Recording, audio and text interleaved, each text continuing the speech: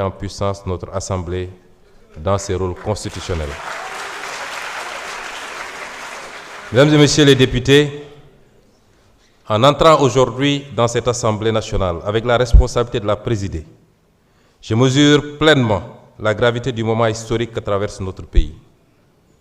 Me voici appelé à conduire l'institution chargée de représenter directement la souveraineté populaire. Certains y voient une crise, d'autres un déchirement. Moi, j'y vois d'abord une épreuve de vérité pour notre démocratie.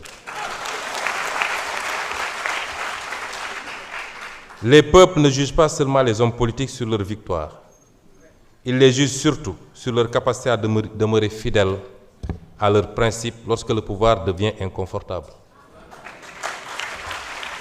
Car il existe une question plus importante que celle de savoir qui gouverne.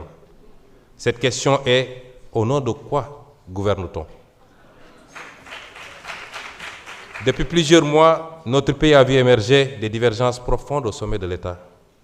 Elles ont été décrites comme des rivalités personnelles, des conflits d'ambition ou des luttes d'influence. Je ne souhaite pas nourrir cette lecture réductrice. Ce qui est en jeu dépasse des individus. Ce qui est en jeu, c'est le rapport entre la morale et la politique.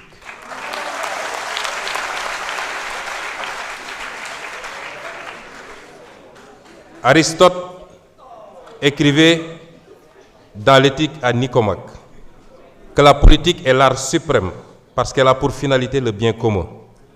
Non pas pour le bien d'un clan, non pas pour la conservation d'un pouvoir pour lui-même, mais le bien de la cité. Il rappelait également qu'aucune cité ne peut durer si la vertu disparaît de ceux qui la dirigent. Au Sénégal même, cette question de l'éthique du pouvoir ne nous est pas étrangère. Le président Mamadou Dia rappelait déjà, au lendemain de l'indépendance, qu'aucun projet de transformation nationale ne peut survivre si les dirigeants confondent l'État avec leurs propres intérêts. Pour lui, la souveraineté ne pouvait pas être seulement politique.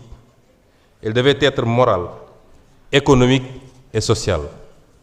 Il savait qu'un pays peut disposer d'un drapeau, d'un hymne national et d'institutions tout en demeurant prisonnier de pratiques qui vident la République de son sens. Ce que Mamadou Dia avait compris très tôt, beaucoup de nations africaines l'ont découvert parfois trop tard. Un pays peut survivre à la pauvreté matérielle, mais rarement à l'effondrement de sa morale publique. Une nation ne meurt pas seulement de pauvreté économique, elle peut mourir de fatigue morale. Elle peut mourir lorsque les institutions cessent d'être au service du peuple pour devenir des instruments de confort, de peur et de calcul. Elle peut mourir lorsque les institutions cessent d'être au service du peuple pour devenir des instruments de confort, de peur ou de calcul. Nous venons d'une longue histoire de dissolution africaine.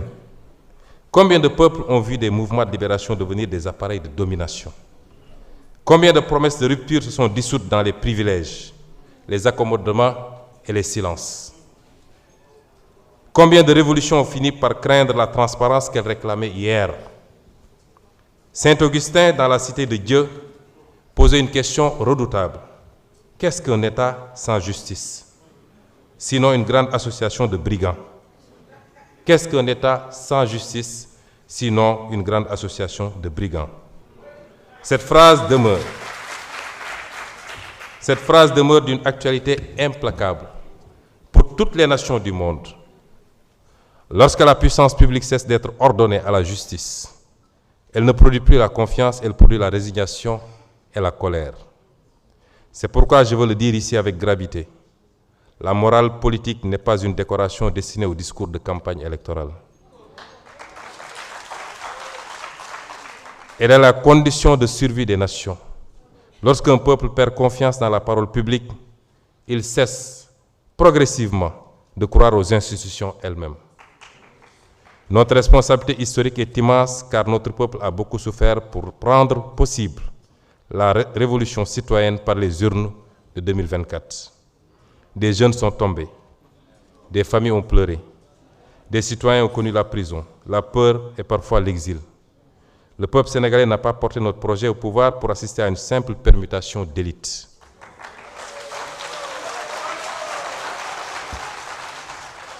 Il l'a porté pour restaurer une certaine idée de la dignité publique.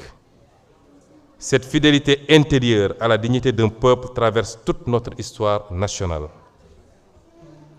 Aline Sitoé Diatta avait déjà compris qu'un peuple ne demeure libre que lorsqu'il refuse intérieurement la résignation. Face à la domination coloniale, elle ne disposait ni d'armée, ni d'État, ni d'institutions. Elle ne possédait qu'une force morale, la conviction qu'aucune puissance n'est durable lorsqu'elle exige d'un peuple qui renonce à sa dignité. Cette leçon demeure actuelle. Les nations commencent à se perdre le jour où leurs dirigeants demandent à leur peuple de s'habituer au renoncement. Cheikh Ahmadou Bamba, lui aussi, nous a transmis. Cheikh Ahmadou Bamba, lui aussi, nous a transmis une autre leçon essentielle dans les périodes de tension. La véritable force ne réside pas seulement dans la conquête du pouvoir, mais dans la capacité à demeurer maître de soi lorsque survient l'épreuve. Il savait qu'un homme peut perdre une fonction sans perdre son honneur, et qu'un peuple peut traverser les tempêtes sans abandonner sa dignité. Cette sagesse doit aujourd'hui nous guider collectivement. C'est précisément pour cette raison que les institutions ne peuvent être neutres face à la question morale. L'Assemblée nationale doit être le cœur battant de cette exigence éthique. Et je mesure parfaitement le symbole de cet instant. Les principes et les préceptes que je viens de citer, je les ai développés bien avant, lors de la campagne législative de 2022, lors de la campagne législative de 2017 et lors de la campagne législative de 2024. Il n'est qu'à remonter à mes différentes déclarations et à mon interview avec Walfadjri pour voir qu'il y a une cohérence dans les propos que je tiens sur le rôle qui doit être celui de l'Assemblée nationale. Et je mesure parfaitement le symbole de cet instant. Certains croyaient que le limogeage d'un Premier ministre signifiait sa disparition politique. Mais dans une démocratie véritable, aucune fonction n'épuise la légitimité populaire. Aucune fonction n'épuise la légitimité populaire. Le peuple demeure la source du pouvoir. Et cette Assemblée, forte de la confiance massive accordée au projet porté par PASTEF lors des législatives du 17 novembre 2024, possède aujourd'hui une responsabilité historique particulière. Je veux rassurer que je n'utiliserai pas cette responsabilité pour organiser le chaos institutionnel.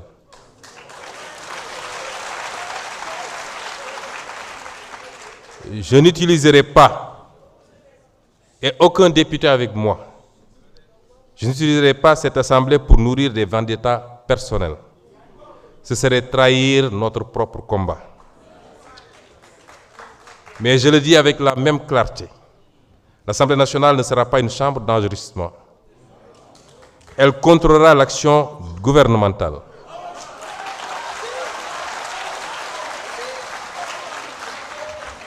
Elle exercera pleinement ses prérogatives constitutionnelles de vote des lois, de contrôle de l'action du gouvernement et d'évaluation des politiques publiques. Elle défendra la transparence des finances publiques, la reddition des comptes et la souveraineté populaire. Elle usera de tous les leviers de contre-pouvoir, constitués. Elle usera de manière responsable, mais tout aussi ferme, de tous les leviers de contre-pouvoir constitués selon la gravité des faits et des circonstances. Cette exigence morale ne relève d'ailleurs pas seulement de la philosophie ou de l'histoire politique. Elle est profondément enracinée dans notre propre civilisation spirituelle. Le Coran enseigne qu'Allah vous commande de rendre les dépôts à leurs ayants droit. Et lorsque vous jugez entre des gens, de juger avec équité. Le pouvoir est donc un dépôt, une charge, une responsabilité devant les hommes et devant Dieu. Le calife Omar ibn Khattab craignait d'être tenu responsable craignait d'être tenu responsable devant Dieu si une mule trébuchait faute de route entretenue. Voilà le sens véritable de l'éthique politique. Considérer que chaque injustice ignorée, chaque privilège toléré, chaque renoncement devant la vérité finit par fragiliser toute la communauté nationale. Mes chers collègues, nous sommes entrés dans une nouvelle phase de notre histoire politique. Elle sera difficile. Elle sera traversée par des tensions, des tentatives de division et des pressions multiples. Mais elle peut aussi devenir un moment de maturation démocratique. Le Sénégal doit montrer à l'Afrique qu'une crise politique peut être affrontée sans haine, sans violence et sans effondrement institutionnel. Nous devons prouver qu'un peuple africain peut débattre fermement sans détruire son propre État. Nous devons démontrer que la fidélité aux principes est plus forte que les calculs de circonstances. Je tends la main à tous les députés de cette Assemblée, majorité comme opposition. Car au-dessus des appartenances partisanes, il existe une exigence supérieure, celle qui consiste à préserver la République, et l'histoire retiendra moins les postes occupés que les principes défendus dans les moments décisifs. Et dans ces moments-là, la seule véritable question est toujours la même. Lorsque le pouvoir nous met à l'épreuve, choisissons-nous le confort ou la vérité? Pour ma part, je continuerai de choisir la vérité. Vive l'Assemblée nationale, fière, rénovée et debout. Vive la République du Sénégal, une, indivisible, éternelle. Je vous remercie pour votre attention.